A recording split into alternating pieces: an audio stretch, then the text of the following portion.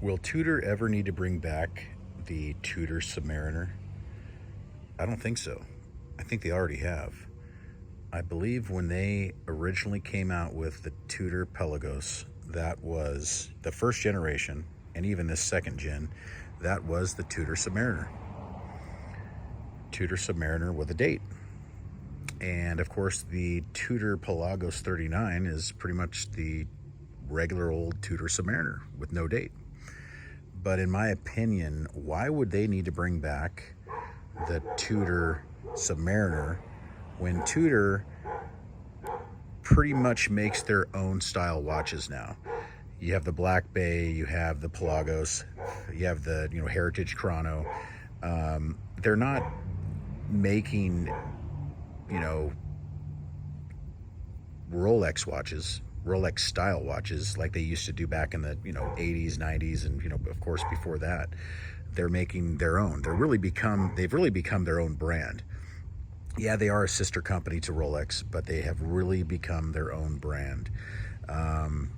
And now with Meta certification and all that stuff that they're doing, they're really becoming much more and more competitive with like Omega, brands like that. So the way I look at it is Tudor is just their own brand now. Yeah, maybe sister brand of Rolex, but that's pretty much it. They really are their own thing now, and I'm happy about that. I actually really like that because I can enjoy a watch like this.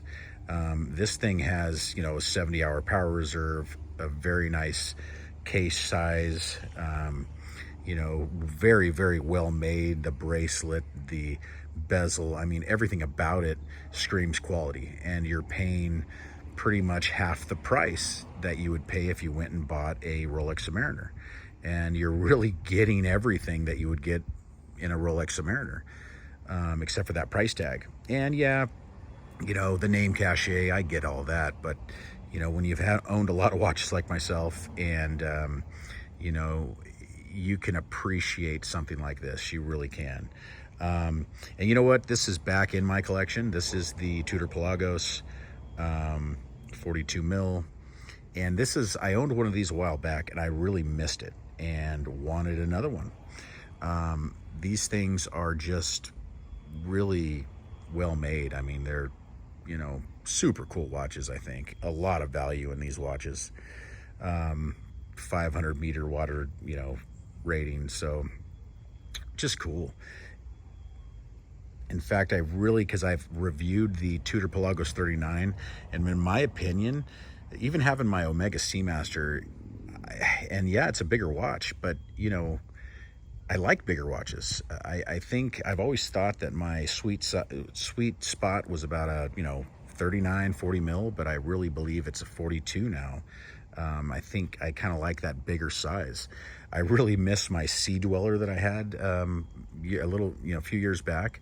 That was a 40 mil, but it was a thicker case, and that thing just felt better on the wrist, more substantial. And I think that's what I like. I really like that feeling. I think my Submariner is a little small, and it just feels a little too light too. So I really like this watch. I like the more substantial feeling case. Yeah, this is grade 2 titanium, but it's still weighty. So it's not like you don't feel you have a watch on your wrist. But anyway, so getting back to what this video is really all about is that Tudor doesn't need to bring back the Tudor Submariner, and they won't. They will never. You're not going to see a Tudor. You're not going to see a Tudor with on the dial saying Submariner. You're not going to see it. They are separating themselves from Rolex. They are becoming their own thing. So you're not going to see that. And if you remember, back in the 2000s, Tudor was not available in the United States. They were European markets, possibly other countries as well, but not in the United States. And they had the Hydronaut, they had some other ones, and honestly, in my opinion, I did not like the designs. I did not like it at all. And they were, I think, trying to become their own thing then as well, but they weren't doing a very good job. So when Tudor released the Pelagos, the Black Bay, some years back, and then they made them available in the United States, they just took off. And I really think that you know, pound per pound for value and everything, you're getting a very, very good timepiece.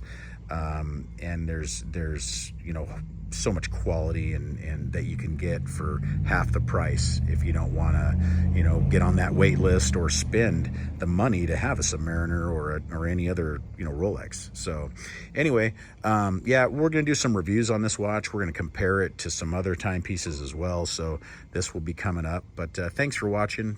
Please like and subscribe, and I'll see you in the next one. Bye-bye.